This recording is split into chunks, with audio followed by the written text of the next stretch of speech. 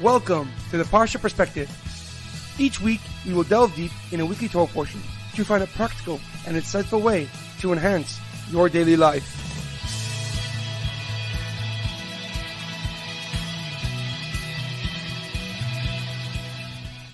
Thank you for tuning in. My name is Rabbi Shalom Yemini, and each week we will look into the weekly Torah portion to find practical and insightful ways to enhance your daily life. This week's Parsha Perspective is in honor of the Refuah Shlema of Ruchma, Leah, Sarah, Mintche, and all those who need experience a complete and speedy recovery. This week's Parsha Perspective is in loving memory of Leah, Mintche, Pasuk of Yosef, Edward Ben Efraim, Shlomo Ben Edward, and Yirachmiel Daniel Ben Gedalia. May their souls be uplifted and may their memories be a blessing. This week's Torah portion is Parshas Shoftim, the king is in the field. Before I begin, I would like to mention that I just returned from a 2-week trip, a 2-week experience in our homeland, the land of Israel, and no amount of words can truly detail my experience there. But I look forward to sharing all the perspective and inspiration and holiness that I received in those 2 weeks as we prepare for the Yom Noraim, the high holidays, in this month of Elul. Our Parsha begins with Moshe Rabbeinu outlining the leadership structure for the Jewish nation. We begin with the commandant of appointing judges and police officers to maintain law and order in each city. Moshe then details specific laws for judges against corruption and the perversion of justice. As the Pasuk writes, Tzedek Tzedek tirdof, you must surely pursue justice justly. Moshe continues and gives over the regulations for kings, such as not having many wives or requiring excessive amounts of wealth.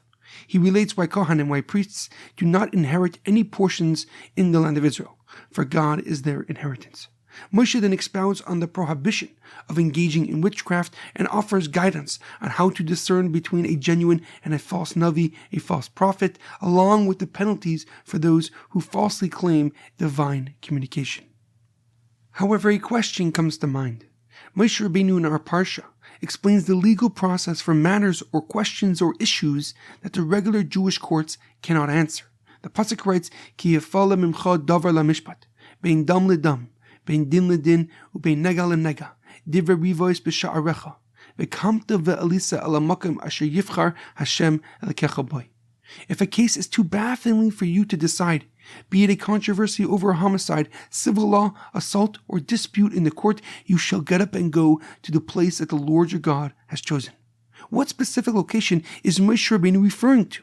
And why doesn't he explicitly mention and specify which place he is talking about? Furthermore, why does he use the words Kamta ve'alisa, you shall get up and you shall rise up and go, rather than you shall go to the place that God has chosen? Rashi, Rev Shlomo Yitzchaki, the leading Torah commentary, gives a simple explanation. He writes that Moshe Rabbeinu is obviously referring to God's chosen place, the Mishkan or the Beis Mikdash, where the Sanhedrin, the highest Jewish court, resided. In Moshe's era, the Sanhedrin conveyed at the entrance of the Ohel Moed, the tent of meeting known as the Mishkan, and they continued to be there until the construction of the Beis Mikdash.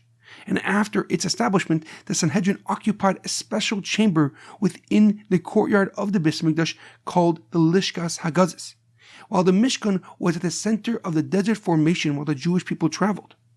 The Beis Mikdash itself was also situated on a mountain, and hence Moshe Rabbeinu uses the words "V'kamta ve'alisa," you shall get up, you shall rise up and go, signifying to the journey that they required to take to seek clarity and resolutions for complex and contentious matters. However, the Al-Sheikh HaKadosh, Rav Moshe Al-Sheikh, gives a deeper and more profound explanation. He writes that Moshe Rabbeinu does not specify a place that God has chosen, for it is not just a physical location, but an eternal journey. Moshe Rabbeinu is preparing the nation for times such as our current reality, where there is no Sanhedrin or Beis Mikdash, and society is challenging the concept of God's sovereignty over our world. When conventional wisdom discredits our identity and calls into question the very purpose of our existence. The Al-Sheikh HaKadosh explains that Moshe Rabbeinu did not specify a physical location, because we can connect with God and get the answers we seek even during Galus, even during exile. The Al-Sheikh HaKadosh himself lived long after the destruction of the Second Temple in the early 1500s and was a student of Rev Yosef Karo, the holy author of the Shulchan Aruch. The method, according to the Al Shech HaKadosh, to resolve complex matters that we face today is V'kamta ve'elisa, you shall get up, you shall rise up and go. We must abandon the exile mentality and attitude and rise up to the level of internal redemption.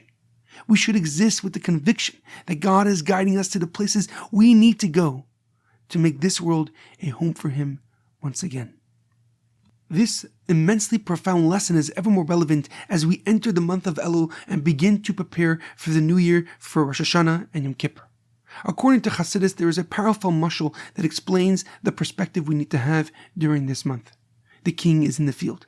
The mashal paints a picture of a king that is usually secluded in his palace, surrounded by his royal guard in his regal chambers, limiting his accessibility to his people. But during this month, the king leaves his magnificent palace and goes to the field to greet his people. The entourage, the formidable walls, the grand throne room, the royal guards are all absent. Only the king and his people.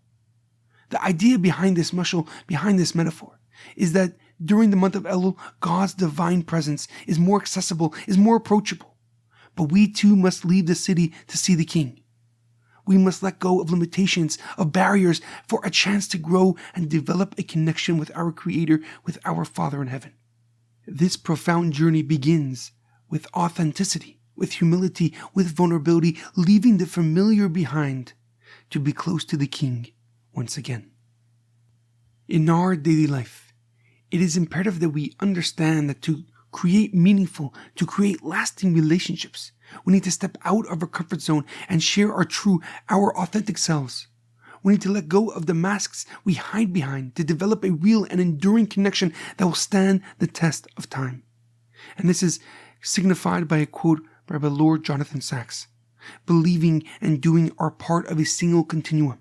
Both are measured from a living relationship that is characterized by loyalty and conviction.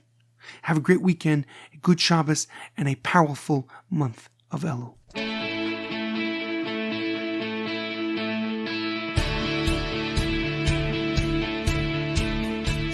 Thank you for tuning in to the Parsha Perspective. Check out our website, theparshaperspective.com. Send thoughts and comments to theparshaperspective@gmail.com. Till next time, thanks for listening.